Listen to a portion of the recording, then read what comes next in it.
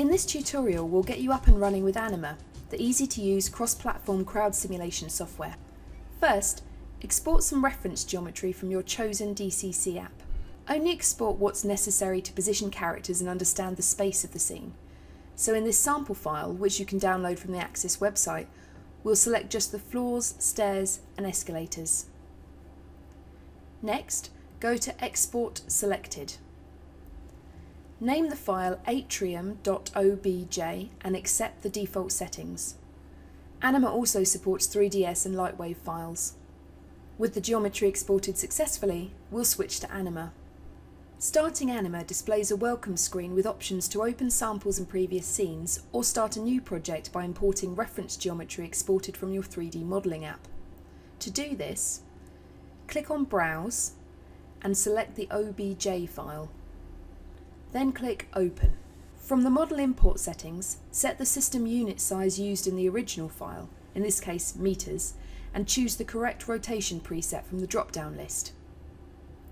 If a suitable preset isn't included, rotation values can be entered manually using the spinners on the right. To import the geometry, click OK. When the geometry has been imported, we can set up the rest of the scene. On the right-hand side is the project editor. From here you can change the scene settings, organise the project into groups, and add actors and animations. Let's check the scene settings. Click on Scene, then go down to Properties. You can see the base model we've already added, but you can also click on the button on the right if you've yet to add a reference scene, or if you want to change or update the geometry. Next, check the units match your reference file and set the animation's frame rate. And finally, if you need to change the duration of the animation, come down to the animation length property and enter a new value. To navigate the 3D view, you'll find Pan, Zoom and Orbit buttons above the viewport. Alternatively, you may prefer to use the keyboard shortcuts. Alt and left click to orbit, Alt and right click to pan, and Alt and left and right together to zoom. I'm just going to get a little closer to the reference geometry and then we're ready to add some animation. A new scene already contains a group containing a single animation. To create a crowd of walking actors, first click on the animation layer and go to the Properties tab. Since we'll be adding this to the ground floor, I'll remove all geometry above this level to make things easier to see. Turn section level on and enter a value of 6 meters.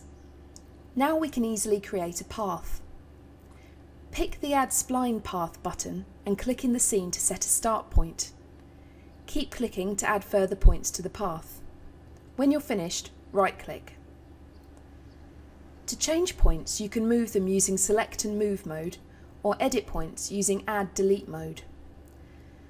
With the path complete, it's time to add characters. You can either add actors individually or use the cloner modifier to create and randomise large numbers of characters to make a procedural crowd.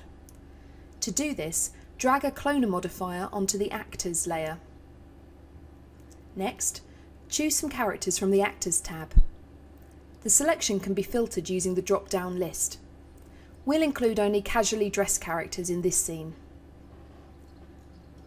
Drag the chosen actors onto the cloner modifier. The cloner modifier is creating only one instance for each actor. Let's increase that by going to the cloner's properties and increasing the clone number. From here, you can also control a number of other aspects of the cloning operation. By default, for example, the characters are distributed along the full length of the spline, but you can easily change the arrangement value to group them together more closely. You can also use offset to change the width of the spline, and turn off randomise invert if you'd only like the actors travelling in a single direction. This section also lets you toggle on and off and change the seed values for many other randomised properties of the actors. I'll just change these settings back to their defaults. A powerful feature of Anima is the ability to adjust the paths and properties of individual actors as well as groups. Simply click on a character and you can see and manipulate their individual path. Say we want this actor walking over here.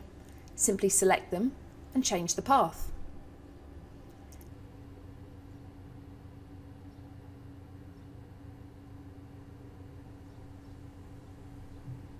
Additionally, if you select a character, you can access their individual properties, such as texture colour,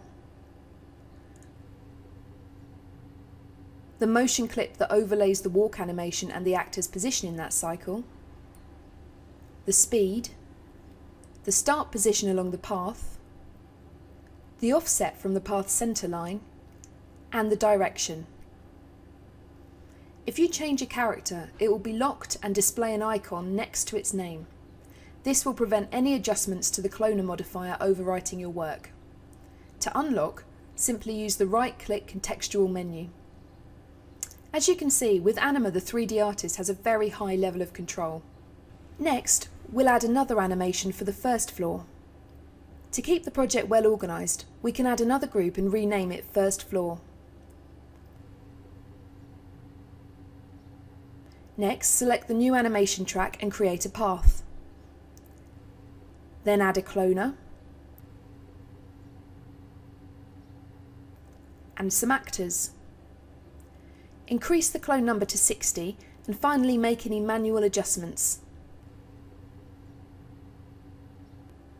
Perhaps we'd like an actor to walk around this corner here.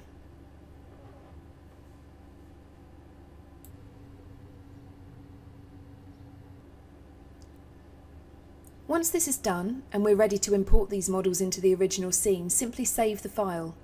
I'm going to name this atrium.ani and switch back to 3ds Max or Cinema 4D. Now go to Import and select the file we just saved. Click OK, and the characters and their animations will all be imported into the scene ready to render. In this tutorial we covered the essential workflow for using Anima in production. Stay tuned for future instalments that demonstrate how to easily add sequences of motion clips including stairs and escalators, and how to use a range of techniques for adding groups of static characters.